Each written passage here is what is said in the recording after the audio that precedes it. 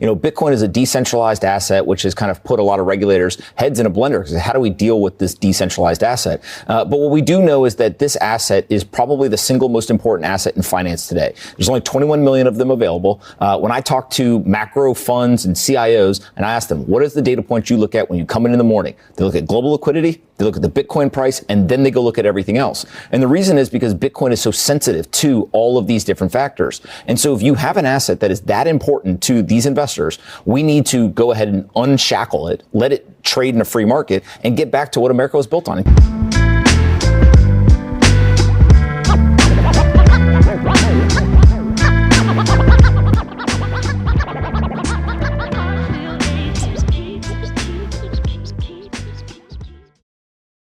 Mic check, 1 2 1 2. What is this? It's your boy Dre Lasso here with some more crypto wisdom and crypto news for your head top. So today we're going to be talking about how Trump just officially kicked off the crypto super cycle. Now, we were already in a crypto bull run because of the 4-year cycle. Last year we had a Bitcoin halving, which means this year will be the blow off top for the bull run. But Trump just kicked off the super cycle, and people are saying there might not be any 4-year cycle anymore. Like, we're just going to be going up from now until Valhalla, maybe from 2024 to 2028. Who knows? We'll see.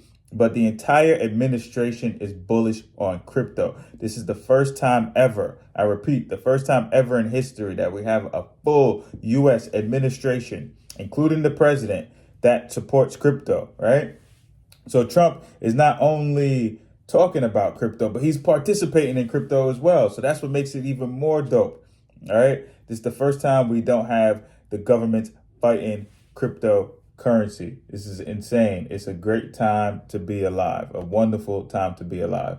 He literally dropped the meme coin 2 days before entering office. He was forced to divest his holdings 1 day before entering the office to avoid conflicts of interest, right? Then on the first day of his presidency, he appointed the head of the agency that regulates these very assets. If that's not a boss player move, I don't know what is, bro. I got to give it up to Trump. Believe whatever you want to believe, say whatever you want to say. I'm not here to talk politics. We're just here to talk crypto, technology, AI, blockchain, investing, all that good stuff. And this is not financial advice, by the way. But I invest in ideas and thoughts and just wisdom and experiences, right? So in no way, shape, or form is this financial advice. And in no way, shape, or form am I talking about politics. But we got to give it up for Trump. And Michael Saylor's giving it up for Trump as well. Michael Saylor says the crypto renaissance has officially begun.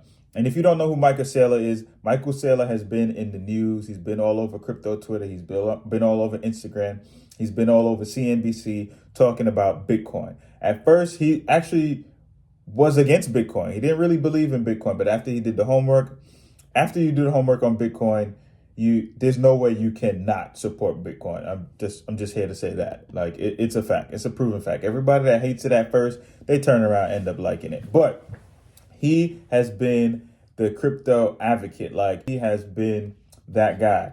He has been buying up Bitcoin like crazy, like millions and millions. Matter of fact, billions of dollars. He's raising billions of dollars to invest into cryptocurrency. Like, this is insane.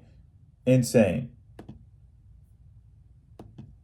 Super insane. Like, we gotta give it up for Michael Saylor. We gotta give it up for Michael Saylor because without him,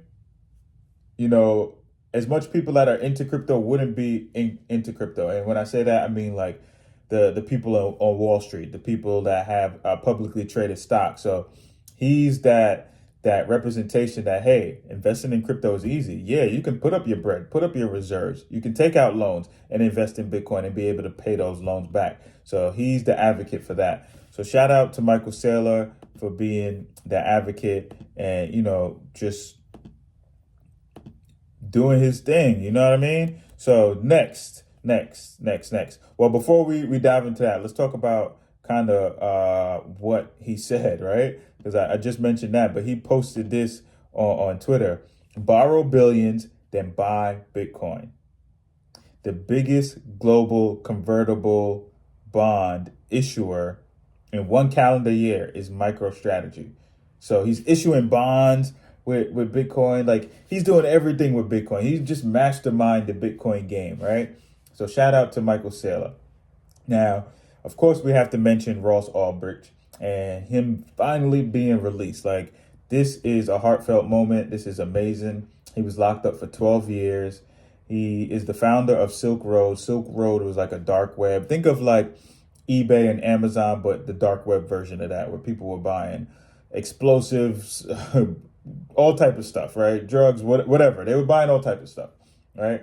Not here to support that, but he created the infrastructure that helped spark the Bitcoin bull run in 2012. So we got to give it up to him. And I don't think he was necessarily in cahoots with the people that were selling that crazy stuff on the dark web.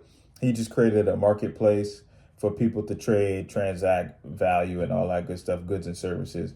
But it ended up being a little crazy. He got locked up, did 12 years. He was actually facing 2 life sentences without parole, if I'm not mistaken. So the fact that he's out, that's amazing. We gotta give it up to Trump for that as well, right? Give it up to Trump for that. So Vivek tweets about the SEC. This is big news. So Cointelegraph tweeted about this as well. It's been all over the news today. So the SEC just has repealed the SAB 121. Don't really have to go into what the SAB stands for, but that particular protocol, or whatever you want to call it, was hindering banks from being able to store Bitcoin, right? So now it allows banks to custody crypto assets. So this is a big deal, right? The SAB, if you want to know, stands for Staff Accounting Bulletin number 122 and 121. So 121 was the one that stopped the banks from being able to custody crypto assets, right?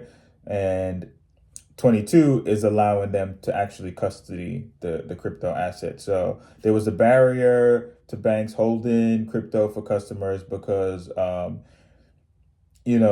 it was hard for them to record it. They had to record it as liabilities on their balance sheets, and that's not what they wanted to do, right?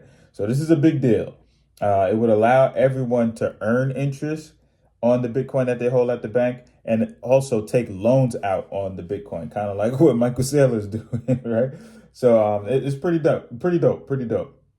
Donald Trump also signs an executive order to help make America the world capital of crypto. Now, that's some really big news, right? We could just pause there for a second. Just think about that. A strategic Bitcoin reserve in the U.S. would mean that the rest of the G20 would follow. Now, the G20 is a group of the 20 biggest economies in the world. So the biggest 20 nations in the world. They all come together. They meet like once a year, and they talk about economics and all that good stuff. So the U.S. is usually the leader when it comes to things like this. If they start a Bitcoin reserve, best believe that they will be following suit. The top 20, well, it will be the top 19 after the U.S. But that's a big deal as well, man. That's not anything to sleep on. Like, we cannot sleep on that, right? Now, in addition to that, because of all this news, there's been a lot of hype around crypto. There's been a lot of hype around Bitcoin and NFTs, a lot of hype around everything, right? And because of that, the Bitcoin ETF inflows topped 1 billion. 1 billion. So an ETF is an exchange traded fund. An ETF is pretty much normally an ETF is like a basket of stocks. It represents a particular category. So for instance, you can have ETFs for healthcare, you can have ETFs for technology, ETFs for robotics, ETFs for gaming. And this way, you don't have to pick and choose individual stocks. Again, this is not financial advice, but those entities that offer the ETFs, these assets, these securities, they actually trade in the individual securities. So they'll have, let's say, 50 of the top stocks in that particular category. They invest the most money in the top 10, and you could actually see that. It's all transparent, but if a particular company in that category does bad, they swap it out for a company that's doing much better. So they do all the trading for you. And the cheat code is to invest into one of those ETFs, like with Vanguard, Charles Schwab, Fidelity, whoever. It doesn't matter. You can invest in anyone. But the cheat code is to look at their top 10 holdings, the top 10 companies that they invest in, and then invest in those companies individually, whichever ones you like. And this is not financial advice, but that's one of the cheat codes to figure out what to invest in, because most of the time people don't know what to invest in. But the Bitcoin ETF pretty much allows people to buy Bitcoin on the stock market. So it operates as an exchange traded fund, just like those basket of stocks. And they've been issued by Bitwise. They've been issued by ARK Invest. They've been issued by a lot of companies. So the inflows have reached $1 billion. And also another thing people have been noting is that people are selling their Bitcoin ETF to now buy the Ethereum ETF, because Trump is not only talking about Bitcoin, he's talking about a whole crypto reserve. World Liberty Financial, his crypto DeFi company, invested $47 million, not just in Bitcoin. That didn't include Bitcoin. They invested in Solana. They invested in XRP. They invested in Chainlink.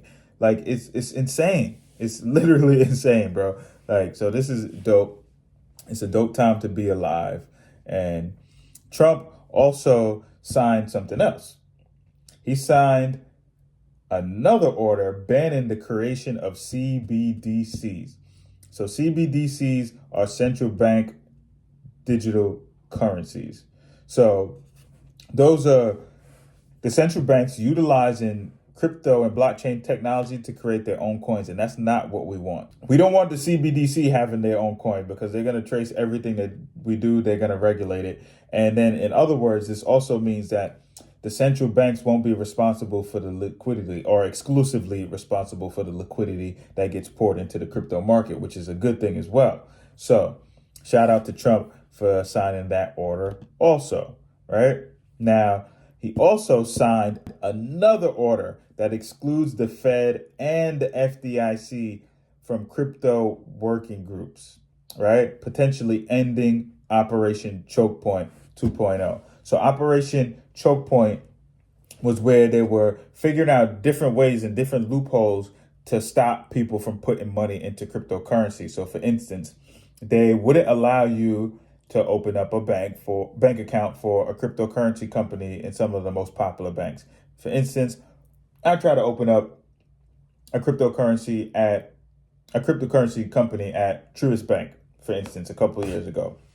A few months later, they shut the dang account down, saying that they don't participate in this. It wasn't even a company about trading or investing, or I wasn't even like a scam or a rug pull or NFT company, nothing like that, right? But they still was like, yo, we can't support it. We just don't support it, right? That was a part of Operation Choke Point.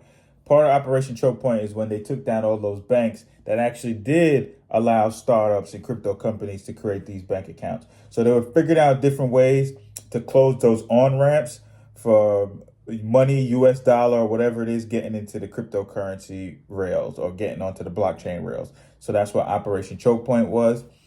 Trump signed another order to abolish that. Like, it's over. So game on for crypto. Game on for crypto.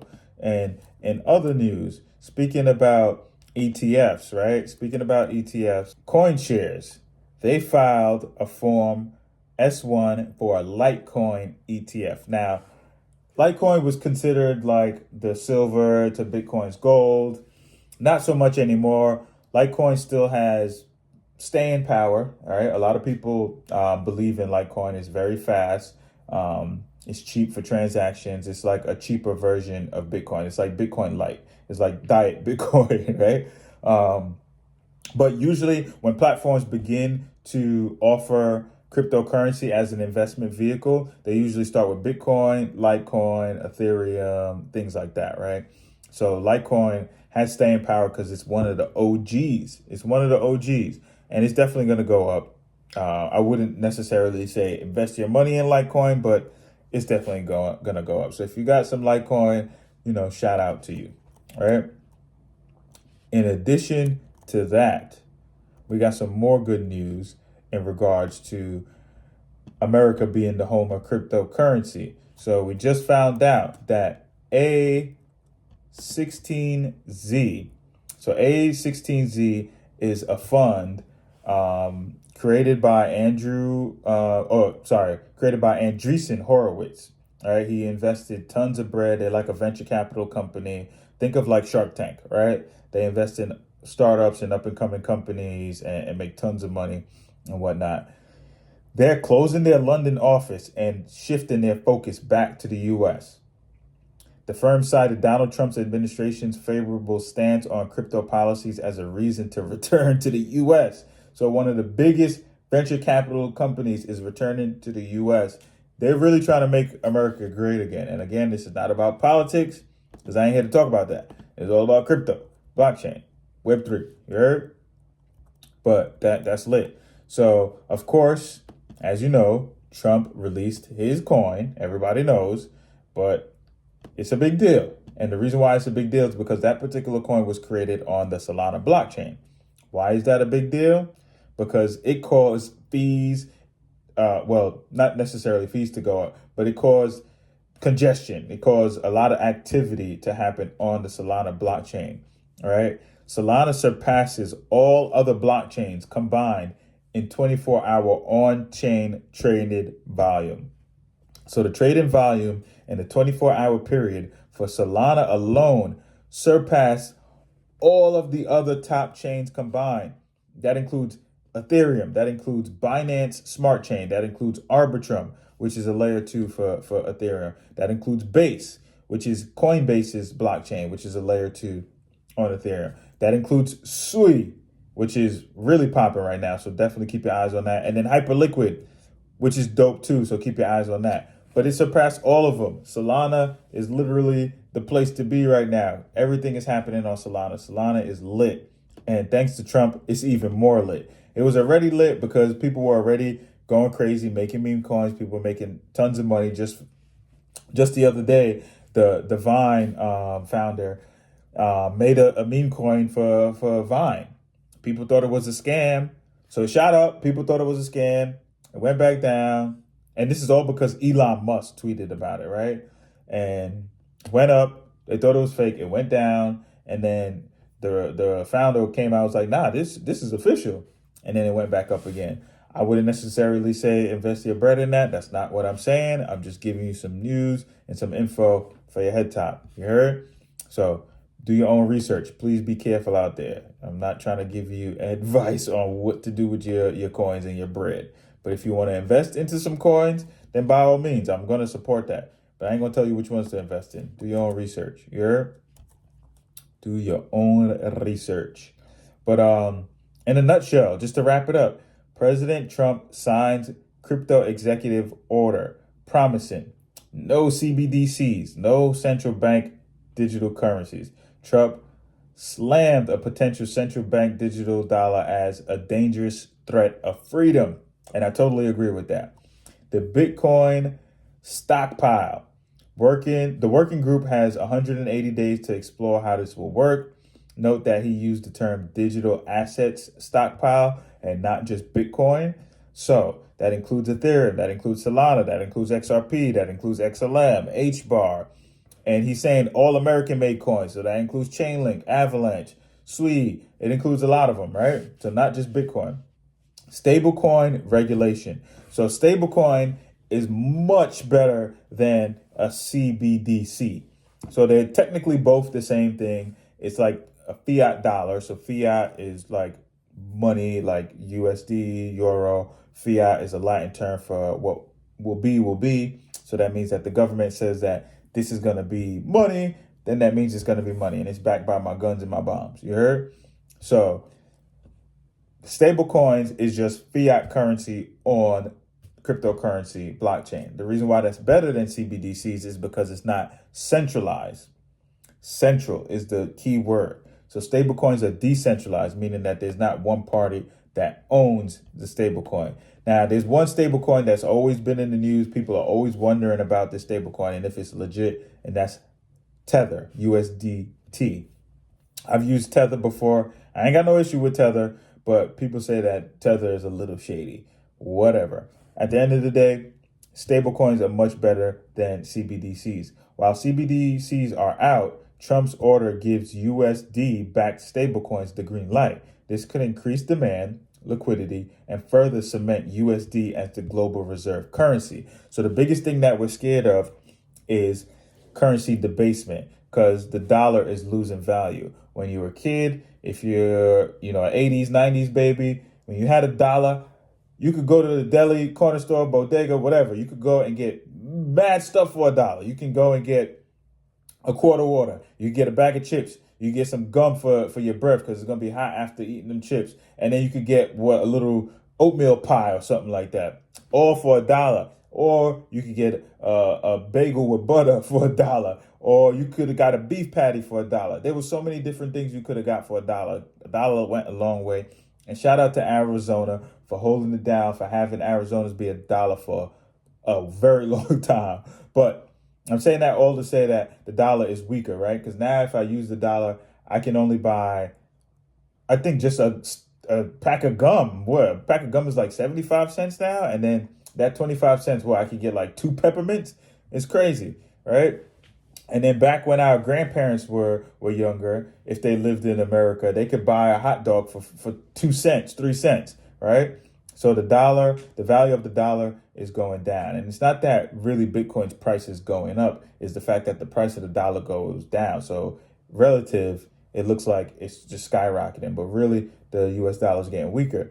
So we want to avoid that happening because the USD has staying power throughout the entire world. It's the reserve, global reserve currency. So if we have a stable coin, then it's going to remain the global reserve currency. We ain't got to worry about it being debased and it going belly up and disappearing, kind of like Venezuela, El Salvador, and some of those other countries.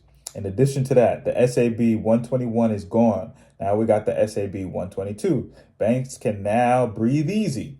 The SEC's SAB121, which made holding crypto pretty much a headache for financial institutions because they had to report it as liabilities. This is history, right? This could lead to a flood of banks jumping into crypto game or crypto custody game. The executive order is a massive green light for cryptocurrency. And I know crypto is red right now. The market is looking a little shaky. If you jumped in when it was high, you probably lost some bread, but you didn't lose your bread because it's only paper losses. It's not realized gains. It's only realized once you actually sell. So don't sell. Hold tight, buy more, not financial advice. But if you believe in the coin, if you got conviction, buy more, double down, get a little bit more. But I'm going to end it off with this. Trump will give us the biggest altcoin season ever.